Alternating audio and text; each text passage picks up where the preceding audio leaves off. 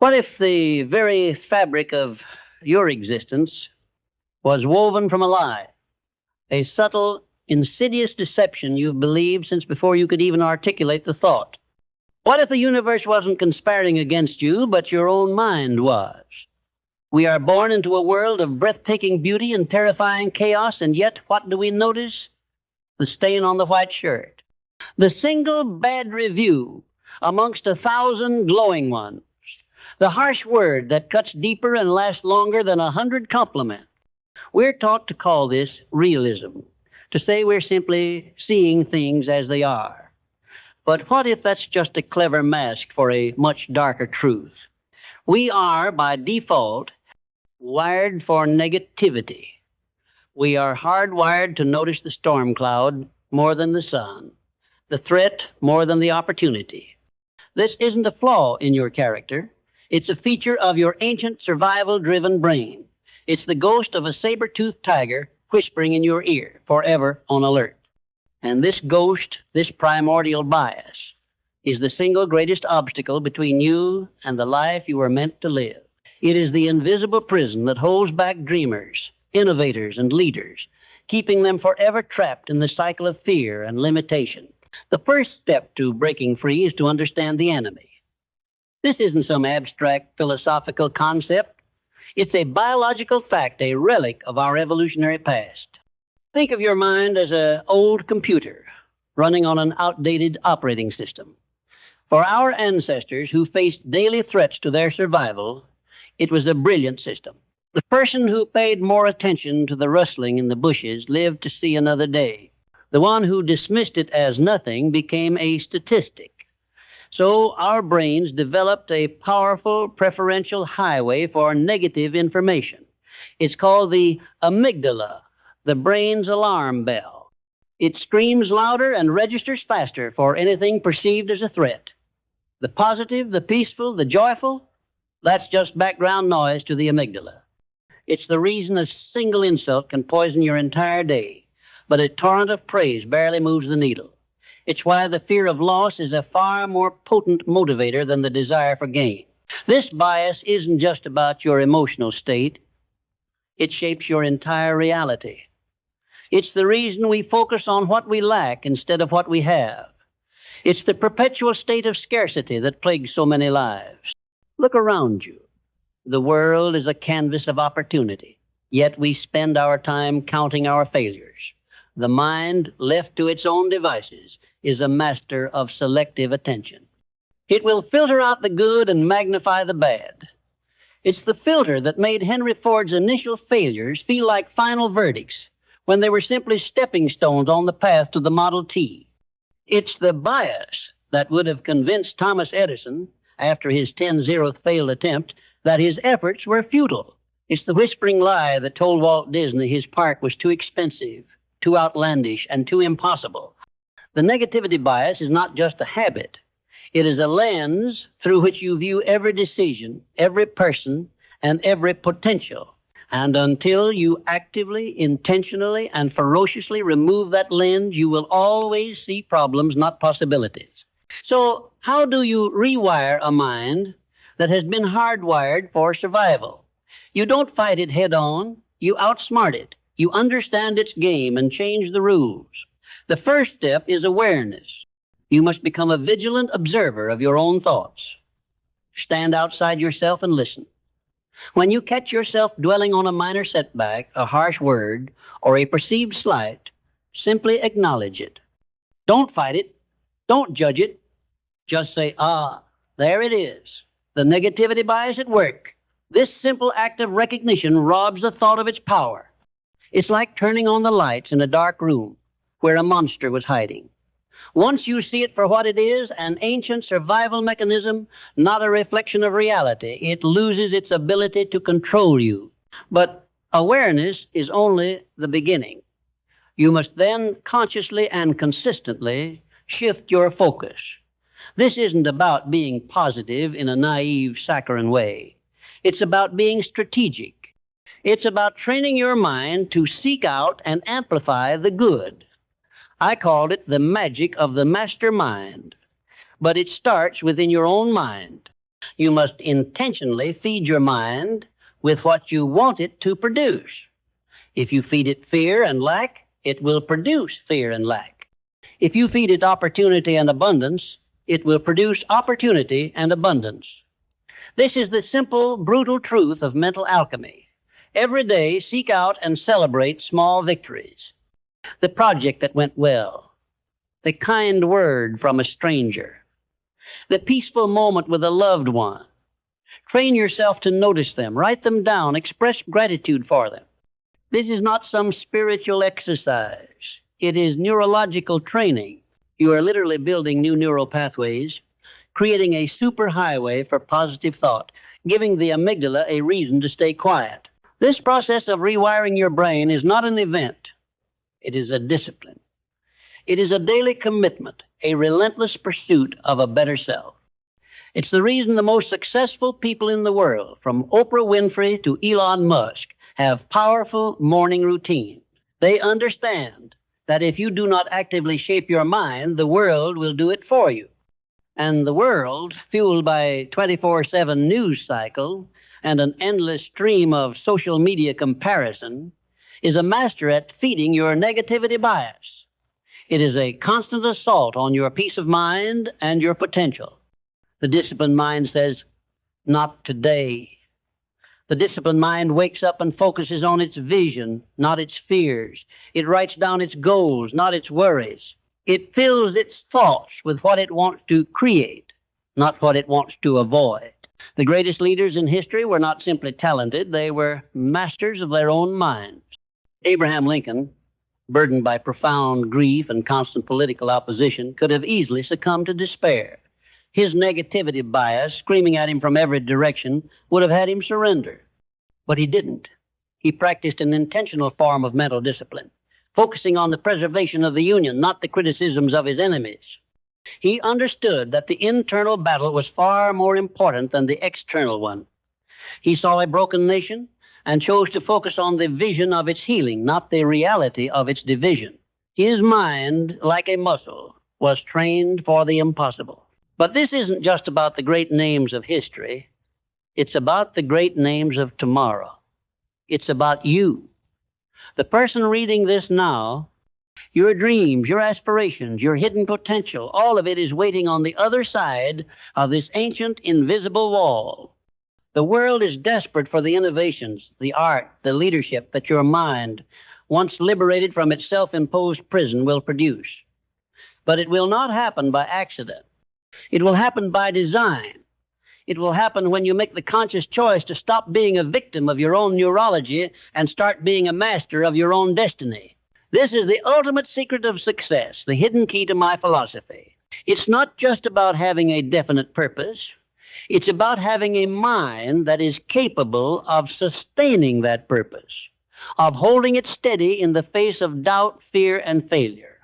This is why burning desire is so critical. It's the emotional fuel that overrides the brain's default negativity. It's the fire that burns so hot it consumes the fear. And how do you stoke that fire? You do it through action. Action is the antidote to anxiety, the cure for fear, and the ultimate test of your resolve. You can't think your way out of the negativity bias. You have to do your way out. Each small step you take towards your goal is a vote of confidence in yourself and a declaration of war against your mind's default setting. The action doesn't have to be perfect. It just has to be consistent. Write one sentence, make one phone call, take one step.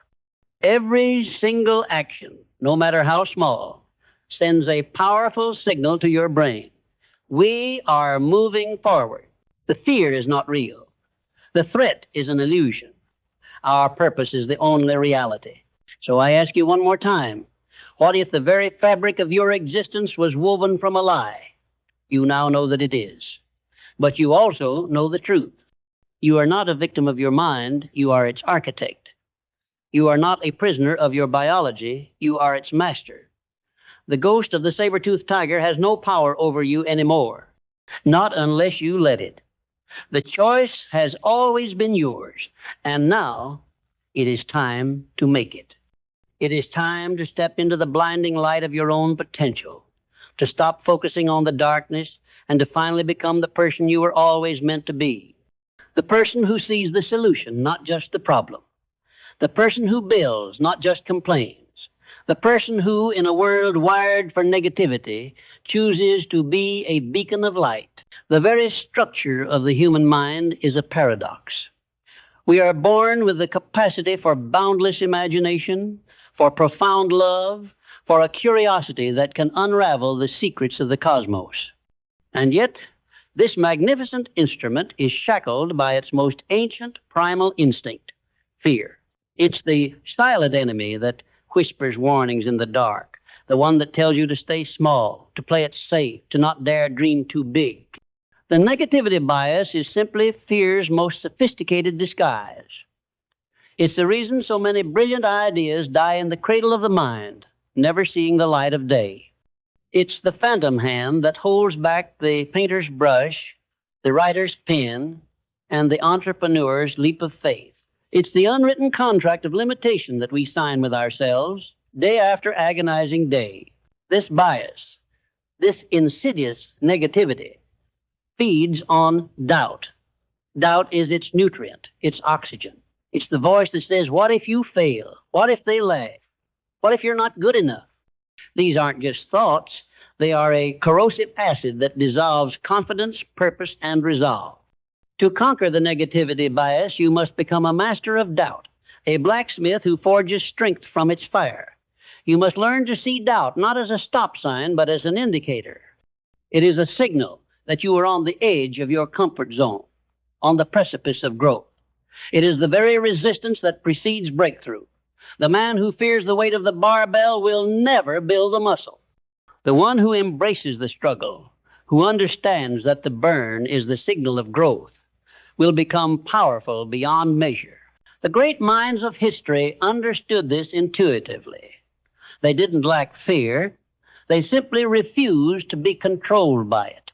When a young Abraham Lincoln failed in business, lost a bid for the legislature, and suffered a nervous breakdown, his world was screaming at him to quit.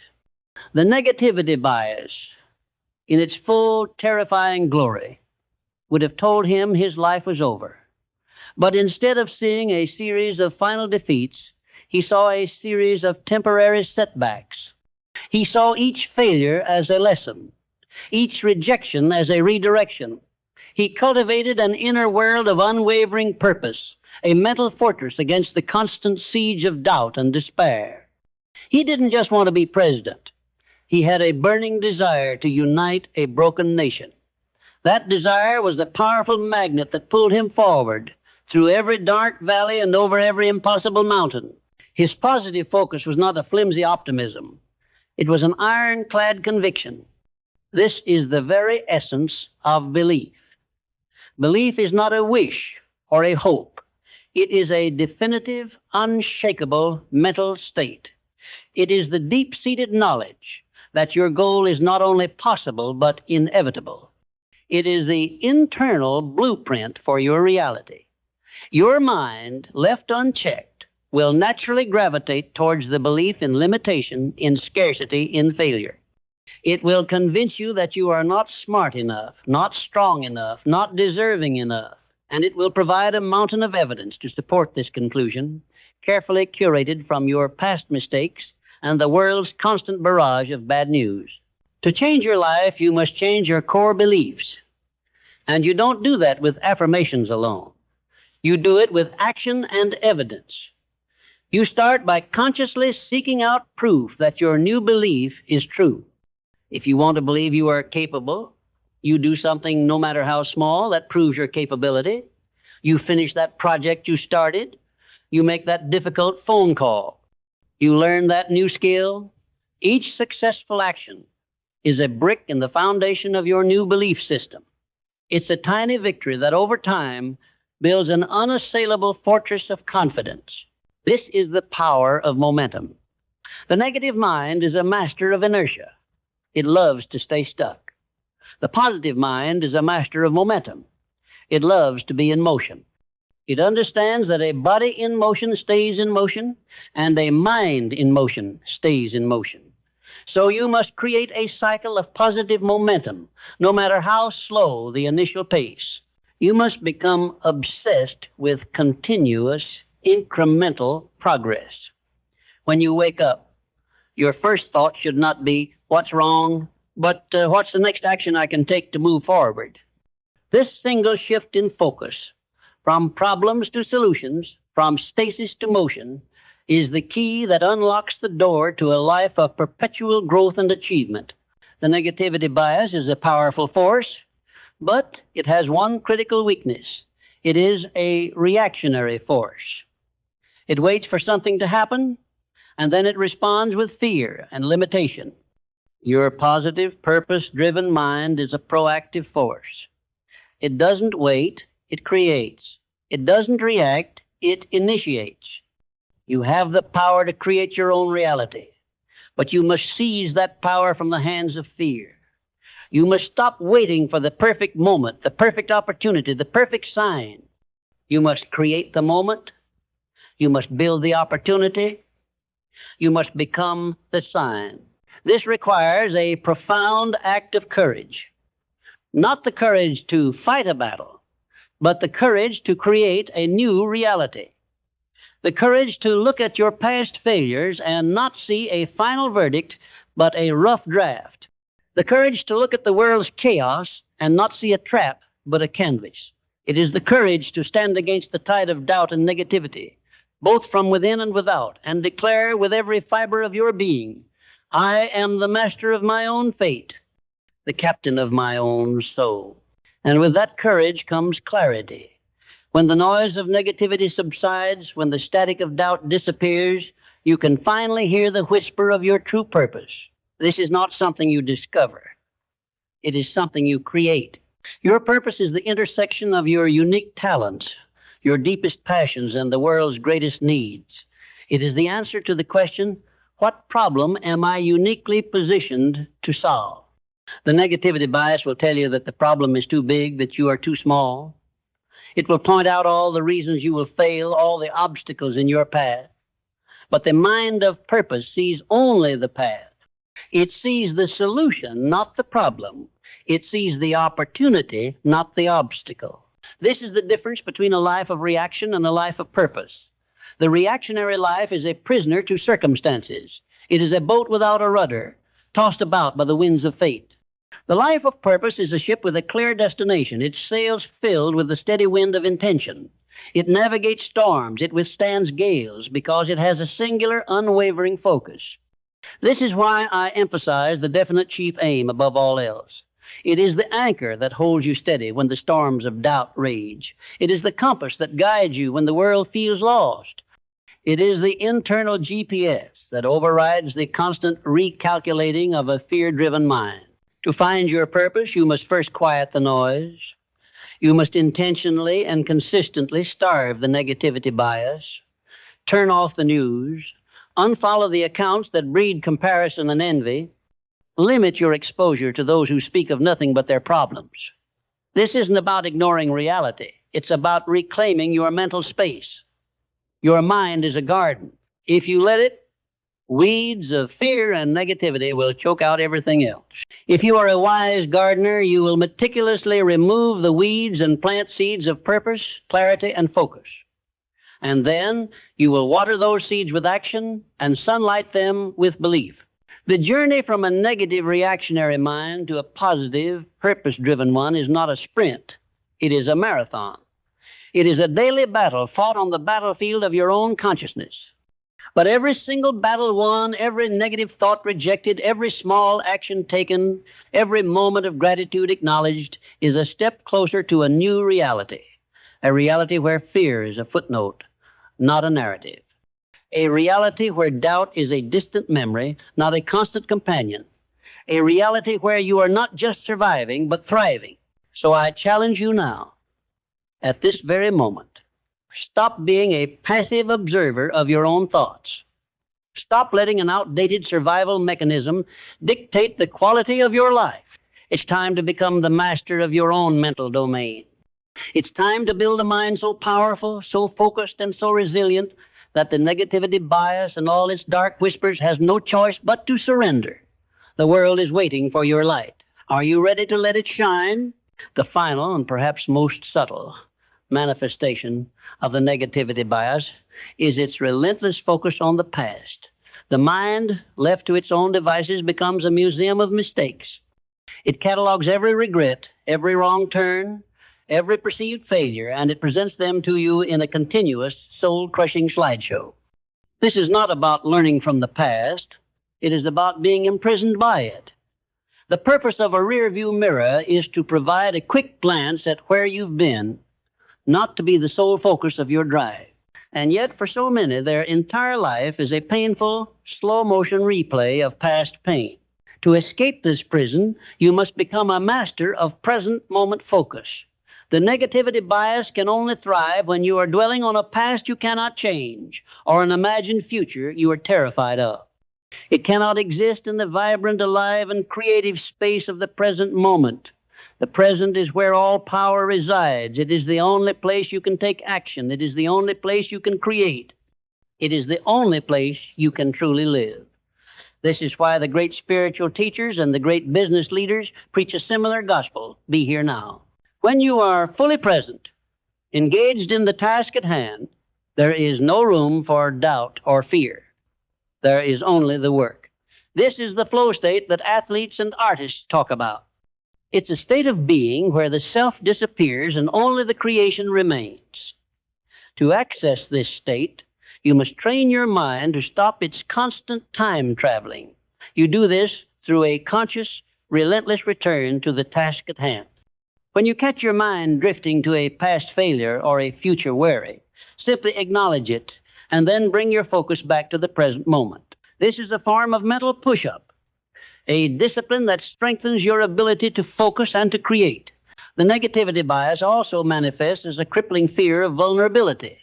It tells you that showing your true self, your true struggles, and your true dreams is a weakness. It convinces you that you must present a flawless facade to the world. But vulnerability is not a weakness. It is the ultimate source of strength. It is the birthplace of connection, of innovation, and of authentic power. When you have the courage to say, I don't know, or I need help, or this is my dream, and it's terrifying, you are not only freeing yourself from the fear of failure, you are inviting others to help you. You are building the very support system, the mastermind group, that will accelerate your journey. I understood this when he spoke of the mastermind. It is the coordination of knowledge and effort in a spirit of harmony for the attainment of a definite purpose. The negativity bias, in its desire to keep you isolated and safe, is the greatest obstacle to creating such a group. It tells you that others are a threat, that they will judge you, that they will take advantage of you, but the opposite is true. The greatest achievements in history were not the work of a single genius, but the collective effort of a group of minds all focused on a common purpose. From Edison's team of inventors to the early collaborators who built Disney, to the engineers who brought SpaceX to life, the power of a shared positive vision is an unstoppable force. So your journey to overcoming the negativity bias is not just a solo mission. It is an invitation. It is an invitation to yourself to be more, to do more, to become more, and it is an invitation to others to join you on that journey. You must surround yourself with those who also choose to see possibility over problems, who choose to build rather than complain. You must curate your inner circle as meticulously as you would curate a priceless collection of art. But the final and most profound battle is not external, it is internal. It is the daily, moment-by-moment choice to focus on what you can control: your thoughts, your beliefs, your actions. You cannot control the economy. You cannot control the opinions of others. You cannot control the random chaos of the universe, but you have absolute, sovereign control over the landscape of your own mind. And it is on this landscape that the war is won or lost. The negativity bias is a ghost. It is the echo of an ancient threat that no longer exists. It is the outdated software of a brilliant machine. And it is time to upgrade. It is time to reboot. It is time to choose a new operating system, one that is not programmed for survival, but for thriving, one that is not focused on lack, but on abundance, one that is not driven by fear, but by purpose. This is not a theoretical exercise. It is a revolution of the self. It is the single most important choice you will ever make. And it begins now, with this very breath, with this very thought. What will you choose to focus on? The rustling in the bushes or the magnificent, beautiful path that lies ahead of you, just waiting to be walked? The choice, as always, is yours. The relentless pursuit of a negative reality is also fueled by the illusion of perfection. The negativity bias demands that you not only focus on flaws, but that you believe any deviation from an impossible standard is a catastrophic failure. This paralyzing belief is the modern plague of the highly ambitious. It says, if it's not perfect, it's worthless. It is the mental trap that prevents the launch, postpones the release, and ultimately suffocates innovation. This internal critic, guided by the bias, seeks to protect you from the pain of imperfection by preventing you from ever finishing anything. It convinces you that inaction is safer than flawed action. But the history of human achievement is a messy, sprawling testament to the power of iteration. Nobody starts at the finish line. The early Model T was crude, but it was released. Edison's early attempts at the light bulb flickered and failed, but they were progress. The first draft of every masterpiece is trash. The negativity bias, fixated on the initial imperfection, would have stopped all of them cold. It would have told Henry Ford that the internal combustion engine was too loud, too complex, and too prone to failure. It would have told the Wright brothers that flying was a statistical impossibility, given all the attempts that had already crashed. To overcome the perfection trap, you must embrace rapid, intelligent failure. Failure is not the opposite of success. It is a compulsory component of it. It is information. It is feedback. It is the universe telling you, that path didn't work. Try this one. The negative mind personalizes failure, treating it as a judgment on your worth. The productive mind generalizes failure, treating it as a data point in the larger experiment of life. This shift in perspective is the essence of adaptability.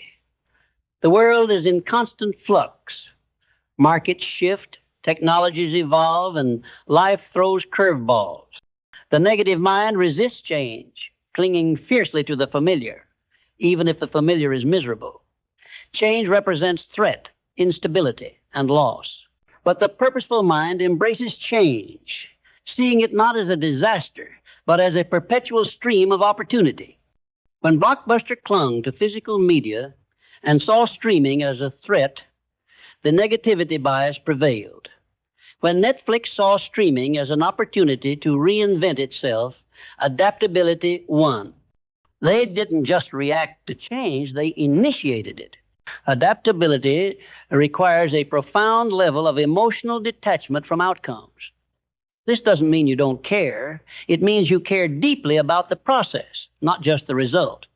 You give your all to every endeavor, but when the outcome is not what you desired, you do not let it shatter your identity or poison your purpose. You simply analyze the result, extract the lesson, and adjust your course. The negativity bias would have you wallow in self-pity and resentment. The purposeful mind pivots with speed and grace.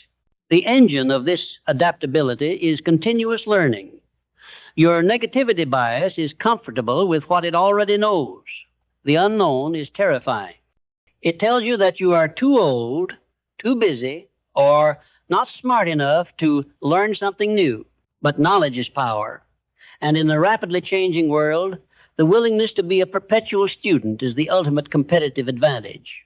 You must aggressively seek out new information, new skills, and new perspectives. You must be willing to dismantle your own tightly held beliefs when presented with superior evidence. The moment you believe you know everything is the moment you stop growing, and the negativity bias triumphs. The purposeful mind understands that the universe rewards proactivity. The negative mind is reactive, waiting for things to happen to it. It spends its time complaining about external forces, the boss, the market, the government, the luck of others. It views itself as a victim of circumstance. But the master of self knows that true power lies not in controlling the uncontrollable, but in relentlessly focusing on what you can do now. This proactivity is the embodiment of responsibility. Responsibility is not a burden. It is the ultimate liberating force. It is the ability to choose your response. When you fully internalize that your results, good and bad, are a direct consequence of your own choices and actions, you strip the negativity bias of its most potent weapon, blame. Blaming others or external forces keeps you perpetually small and powerless. Taking radical self-responsibility, even for things that are not entirely your fault, puts the power to change, adapt, and improve squarely back into your hands. Think of Steve Jobs after being publicly ousted from Apple. The negativity bias would have demanded bitterness, retreat, and a lifetime of playing the victim. Instead, he took responsibility for his path, founded NXT and Pixar, and refined his craft in exile. He saw the setback not as a final word, but as a recalibration. He learned profound lessons in management, design, and resilience, which ultimately prepared him to return and save the very company that rejected him. His story is a powerful demonstration of how a purposeful mind can transform what the world calls tragedy into the fuel for unprecedented triumph. This radical acceptance of responsibility is what enables the deep-seated conviction necessary for monumental achievement. Conviction is not merely confidence, it is the quiet internal certainty that your course is true, even when all external evidence suggests otherwise.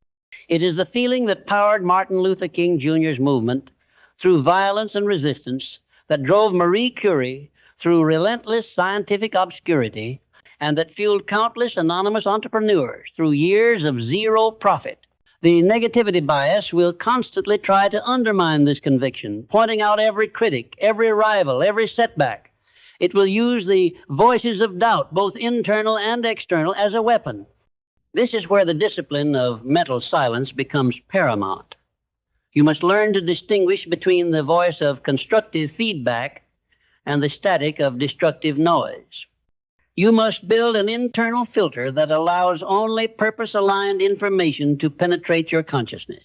The daily practice of overcoming the negativity bias is therefore not a grand, singular event. It is a series of tiny, repeated choices. The choice to focus on solutions, not problems. The choice to take action in the face of doubt. The choice to seek out knowledge over complacency. The choice to accept responsibility over assigning blame. And the choice to embrace iteration over demanding perfection. Each of these choices is a powerful, silent vote for your future self, the self that is free, productive, and fulfilled. They are the acts of mental defiance that eventually strip the negativity bias of all its power. You are not fighting a monster. You are simply refusing to listen to a very loud, very old whisper. And so we must delve deeper into the single most important habit that consolidates all of these principles and ensures the sustainability of a positive, purposeful mind, the relentless, intentional practice of gratitude. Gratitude is the highest form of mental alchemy. It is the direct antithesis of the negativity bias. The bias is built on lack, scarcity, and fear of loss. Gratitude is built on abundance, appreciation, and joy in what is already possessed. You cannot be truly fearful and truly grateful at the exact same time. The two mental states are mutually exclusive. Gratitude is the mental lever that instantly shifts your focus from what is missing to what is present, from what is wrong to what is right. This is not a feel-good platitude. It is a powerful, proven neurological exercise. By consciously forcing your mind to seek out things to be grateful for, your health, your skills, the challenges you have overcome, The very breath in your lungs, you are building a new superhighway in your brain. You are training your brain to seek out the positive with the same intensity it previously sought out the negative. You are literally reprogramming your reticular activating system, RAS, the brain's filter, to prioritize opportunity, beauty, and abundance. The most successful people in the world, from great athletes to titans of industry, practice some form of gratitude, whether they call it that or not. They understand that a grateful mind is a powerful mind. It is a mind that is resilient in the face of setbacks because it can always find a lesson, a silver lining, or a point of appreciation.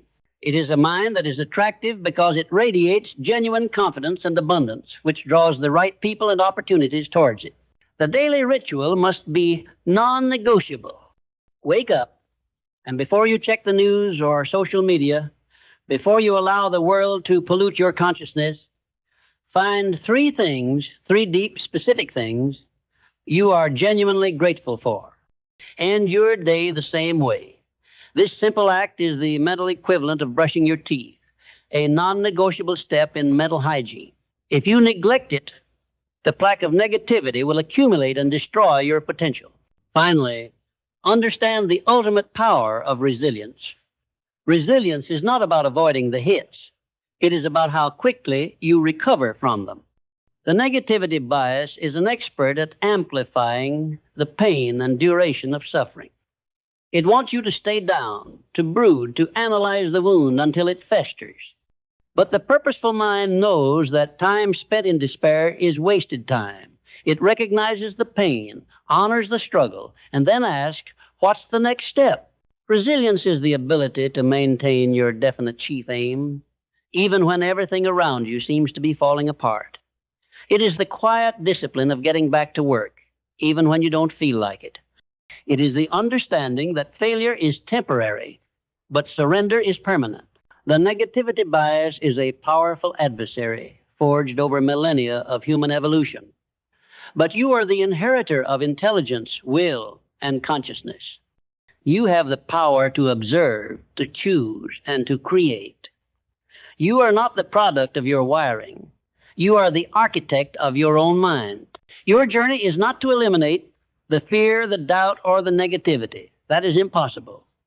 Your mission is to master it, to recognize it for the phantom that it is, and to choose in every moment to listen to the powerful, clear voice of purpose instead.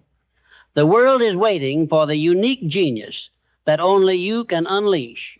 Stop fighting the shadow and step into the light. The time for passive existence is over. The time for relentless creation is now. The pervasive influence of the negativity bias extends deeply into our relationship with time and energy. This bias thrives on a state of high alert, low energy burnout. When the brain is constantly on the lookout for threats, it demands a disproportionate amount of mental energy, leaving you depleted and resistant to the very actions like planning, disciplined work, and visionary thought that lead to success. The negativity bias, in effect, promotes mental procrastination disguised as necessary worry. It tells you that you must fully exhaust the list of all potential worst-case scenarios before you can take the first productive step. This relentless mental churning is a form of active sabotage. It keeps you perpetually busy being unproductive. You spend hours in the anxiety loop, worrying about things you cannot control, instead of investing minutes in the actual work. The cure for this energy drain is ruthless prioritization coupled with deep work. The negativity bias will present every small task, every irrelevant email, every fleeting social media update as an urgent threat that must be addressed immediately. It feeds on distraction because distraction prevents the focused, sustained effort required to move toward a definite chief aim. To overcome this, you must adopt the mindset of a strategic minimalist. You must identify the one or two tasks that will move your most important goals forward and eliminate everything else. This means saying no to the non-essential, even if it feels uncomfortable or if it offends others. The purposeful life is one of intense focus. The fearful life is one of endless distraction. This concept ties directly into the modern interpretation of my concept of specialized knowledge. The negative mind views the vastness of human knowledge as an overwhelming burden. It sees the continuous need to learn as a source of anxiety. It says, "There's too much to know. I'll never catch up." This paralyzes the ability to focus. But specialized knowledge is not about knowing everything. It is about knowing one thing profoundly and knowing who to ask for everything else. It is the strategic antidote to the information overload that the negativity bias weaponizes. It means deliberately choosing your area of mastery and then committing to becoming the absolute best in that specific niche. This focused expertise builds unshakable confidence, which is the direct opposite of the doubt and insecurity fueled by the negativity bias. When you are truly a master of your domain, the internal critic has far less ammunition. Furthermore, the negative mind often suffers from the comparison trap.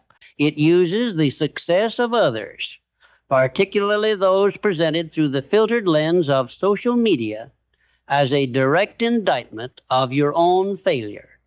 This is the negativity bias, using external data to reinforce internal inadequacy. It convinces you that the race is a zero-sum game, that another's success inherently diminishes yours. This toxic comparison is a complete waste of energy. The only metric that matters is personal progress. Your focus must be relentlessly inward, comparing yourself only to the person you were yesterday. When you see another's success, train your mind to react not with envy, but with curiosity and inspiration. Ask, what did they do? What can I learn? This shifts the focus from victimhood and lack to strategic learning and opportunity. The truly abundant mind understands that the tide of success rises for all who choose to be in motion. The master of the positive mind practices emotional stoichiometry. This is the careful, almost chemical balancing of inputs. Just as you control the food you put into your body, you must control the information and emotional inputs you allow into your mind. Negative conversations, fear-mongering news, cynical entertainment, all of these are toxins that feed the bias. You must replace them with purpose-aligned content, inspirational biographies, educational material, and, most importantly, positive association with people who elevate your thinking. Your environment is either a powerful accelerator of your purpose or a silent graveyard for your dreams. The negativity bias wants you to stay in toxic environments because they feel familiar and safe in their misery. The purposeful mind demands an environment, both physical and relational, that is aligned with the highest version of itself. This also demands a radical approach to self-care. The negativity bias will convince you that relentless hustle and self-neglect are badges of honor. It tells you that resting or prioritizing your mental health is a weakness or a luxury. But the most powerful minds understand that peak performance is a function of intelligent recovery. Sleep, nutrition, and intentional breaks are not optional. They are essential components of maintaining the energy and mental clarity required to overcome the bias and execute on a grand vision. A tired, depleted mind will inevitably default to negativity and fear. A rested, energized mind defaults to creativity and opportunity. Ultimately, overcoming the negativity bias is an act of profound self-respect. It is the decision to treat your mind and your potential as sacred resources, too valuable to be wasted on fear, worry, and comparison. It is the declaration that you will no longer be dictated by the ghost of a threat that no longer exists, but by the magnificent vision of the future you are here to create. The final element of this transformation is the commitment to legacy. The negativity bias makes your world small, focused only on personal survival and fleeting concerns. But a true purpose-driven life is focused on something far larger than the self. It is focused on contribution and impact. When you shift your focus from what can I get to what can I give, the negativity bias shrivels. When you are engaged in the noble pursuit of leaving the world better than you found it, whether through innovation, art, leadership, or simple kindness, your petty worries recede. Your focus elevates from the small, fear-driven concerns of the ego to the grand, compelling pursuit of purpose. This is the power that fueled Carnegie's philanthropic ventures after he mastered the steel industry, the drive that pushed Musk to tackle the multiplanetary future, and the conviction that led Disney to create a world of wonder and perpetual imagination. They were playing a game far bigger than their own personal comfort. They were focused on creation over consumption. Your mind is a battlefield, and the battle is fought daily. The stakes are not just your success, but your very soul. You have been given the most complex, capable machine in the universe, your consciousness, and for too long, you have let an outdated, fear-based program run the show. The revolution starts now. The tools are in your hand. Awareness, belief, clarity, action, responsibility, gratitude, resilience, and a relentless focus on contribution. It is time to step into the full, blinding light of your own potential, to create a life so purposeful, so full of contribution, and so relentlessly focused on the positive that the ancient whisper of the negativity bias is finally drowned out by the roar of your own magnificent creation. The negativity bias, in its most subtle and damaging form, creates a profound misalignment between aspiration and effort. It convinces the ambitious individual that the sheer size of the goal is justification enough for immediate, massive success. And when that success doesn't materialize instantly, it activates the deeply rooted failure switch. This is the impatience trap. It tells you that if the effort is not yielding an exponential return right now, the entire endeavor is fundamentally flawed and you should quit. This impatience ignores the foundational law of the universe, the law of compounding. Every single colossal success story, from the steady, methodical buildup of Rockefeller's Standard Oil empire to the relentless daily writing habit of a master novelist, is a product of tiny, consistent, high-leverage actions compounded over extended periods of time. The negativity bias, however, demands the quick fix, the viral moment, the overnight success, because anything less feels like a threat to self-worth. To counter this, you must cultivate the philosophy of the long game. You must shift your focus from the immediate, emotionally charged outcome to the integrity of the process. The purposeful mind is obsessed with building robust systems and maintaining perfect daily habits, knowing that the result is merely a lagging indicator of the quality of the process. When you focus on the process, failure becomes less threatening. A temporary setback in the market or a flawed launch is simply a ripple in the vast ocean of your sustained, purposeful effort. The bias will tell you your small daily efforts don't matter.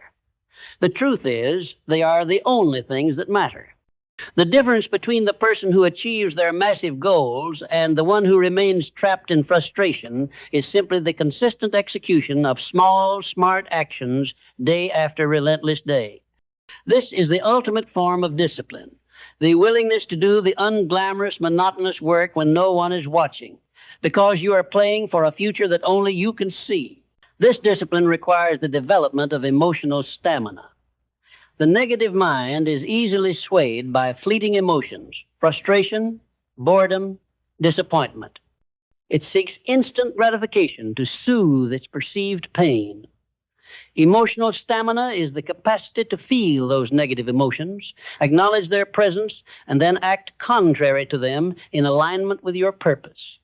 It is the ability to show up to the gym when you don't feel like it, to sit down and write the chapter when you feel blocked, to make the 10th cold call after 9 rejections. The negativity bias thrives on the illusion of complexity. It convinces you that your goals are too complicated, too difficult, and require a genius-level intellect to solve. This complexity is simply another form of paralysis. It keeps you from starting. The purposeful mind uses radical simplicity. It breaks down massive goals into their simplest, most executable components. It asks, what is the single most important next right action? And then it executes that action with full focus and intensity. The journey of 1,000 miles begins with a single step, but the negative mind sees only the remaining 999 miles, and it gives up before the first step hits the pavement. Think of Jeff Bezos and the early days of Amazon. His negative mind could have drowned him in the complexity of building an internet retail giant. Logistics, customer trust, supply chains. Instead, he maintained a fanatical, almost primitive focus on two simple things, the customer experience and the long-term vision. By simplifying the mission, Earth's most customer-centric company, he cut through the noise and created a culture of perpetual focused innovation. Simplicity is the ultimate counterweapon to the paralyzing complexity that the negativity bias generates. Finally, we must address the ultimate antidote to the negativity bias's scarcity mindset, the profound and often misunderstood power of faith, not religious faith, but a deep, pragmatic faith in the outcome of your purposeful labor. The negative mind is the mind of the skeptic. It demands proof before it will commit. The purposeful mind is the mind of the creator. It commits and then relentlessly works to manifest the proof. Faith, in this context, is the unshakable inner certainty that the universe will conspire to meet the intensity of your focused, purpose-driven effort. It is the knowledge that the law of cause and effect is absolute. Focused action will always yield a result, and if the result is not the one desired, it is merely information for the next more intelligent action.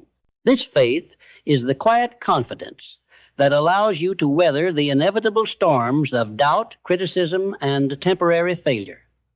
It allows you to maintain your mental equilibrium when others are panicking. It is the inner voice that says, I have done the work, I have refined the process, I have maintained my integrity. The result is only a matter of time. The great ones, the Disneys, the Lincolns, the Carnegies, did not achieve greatness because they avoided failure or doubt. They achieved it because their faith in their definite chief aim burned hotter and longer than any transient fear could endure.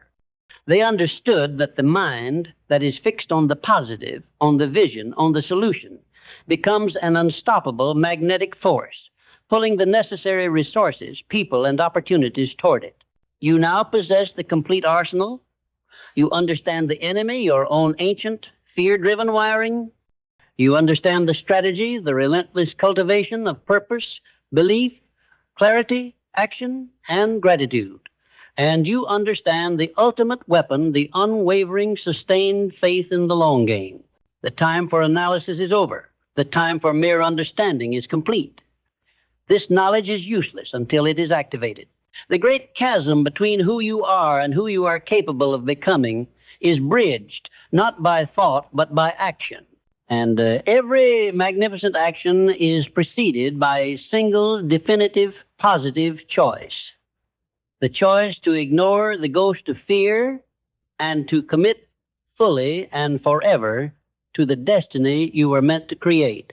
Walk forward now with absolute conviction, knowing that the greatest battle has already been won. You have identified the lie, and you have chosen the truth. Now go and make that truth manifest. The truth about your mind is that it is a garden. And like any garden, what you plant and what you nurture will determine what grows. The negativity bias is simply the native wild weed that will take over if you do nothing. It requires no effort. It is the path of least resistance, and it is the path to a life of perpetual lack, fear, and unrealized potential. But you are not a helpless gardener. You are the master of this domain. You have the ability, the tools, and the power to rip out the weeds of doubt and fear, to till the soil of your consciousness, and to plant the seeds of your highest aspirations. This isn't a passive process. This is an act of relentless conscious creation. The very first seed you must plant is clarity. You must know with a laser-like precision what you want to achieve. The negativity bias thrives in the fog of indecision. When you don't have a clear target, it will create one for you, the target of fear. It will fill your mind with 1,000 reasons to stay put, to play it safe, to never risk failure. But when you have a definite chief aim, a single unwavering purpose, all of that static becomes noise. Your mind has a new North Star, and it will begin to navigate toward it, naturally and inevitably. This is the simple, brutal power of focus. A single focused beam of light can cut through steel.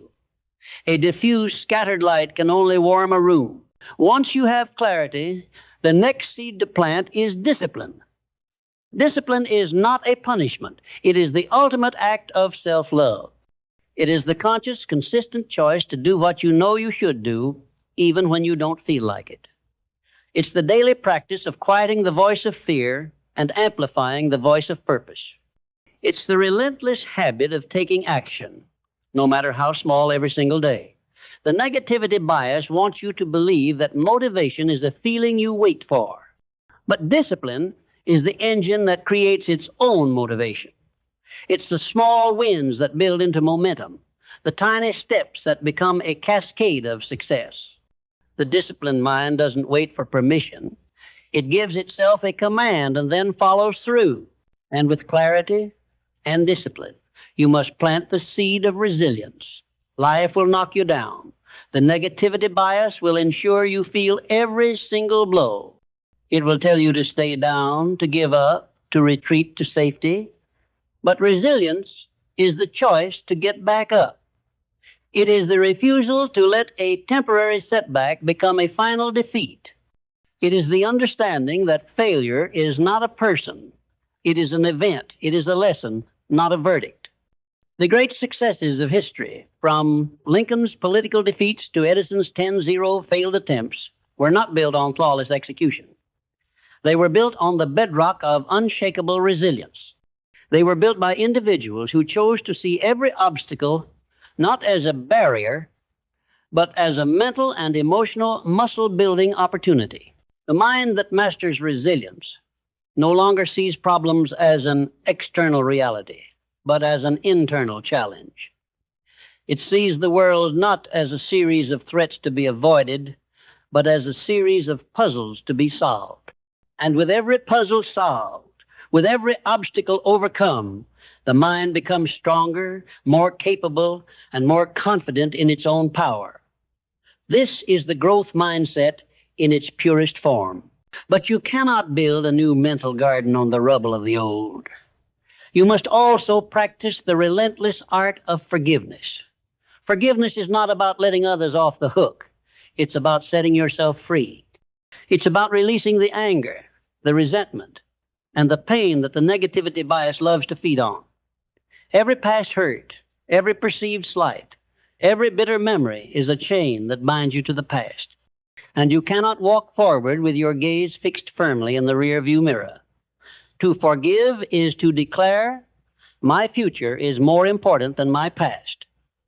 It is an act of profound self-liberation. This is the deeper, more spiritual truth of my work. The principles he laid out were not just a roadmap to material wealth. They were a blueprint for the spiritual and psychological mastery of the self. He understood that you could not attract riches if your mind was a cesspool of fear and resentment. You could not achieve greatness if you were constantly at war with your own past. The mind, the ultimate creative force, must be clean, clear, and unburdened. And once you've planted these seeds, you must cultivate them with gratitude. Gratitude is the single most powerful antidote to the negativity bias. The negativity bias forces you to focus on what you lack. Gratitude forces you to focus on what you have. It is an intentional act of abundance. It is the practice of seeing the miracles, both large and small, that are already present in your life. The breath in your lungs, the roof over your head, the people you love, the opportunity to simply be here now, with the chance to create. Gratitude is not a feeling you wait for. It is a discipline you practice. It is the intentional search for the good and the consistent acknowledgement of it. It's a daily mental habit that slowly, inevitably, rewires your brain to see the world not as a place of scarcity, but as a place of perpetual overflowing abundance. And when you operate from a mindset of abundance, you are no longer driven by the fear of loss, but by the joy of creation. This is the ultimate state of being. A mind so focused, so disciplined, so resilient, so clear, and so grateful that the negativity bias in all its ancient insidious power simply withers and dies. You are no longer a victim of your own biology. You are no longer a prisoner of your own mind. You are the architect of your own destiny, and the world is waiting for you to build. So, what will you create today?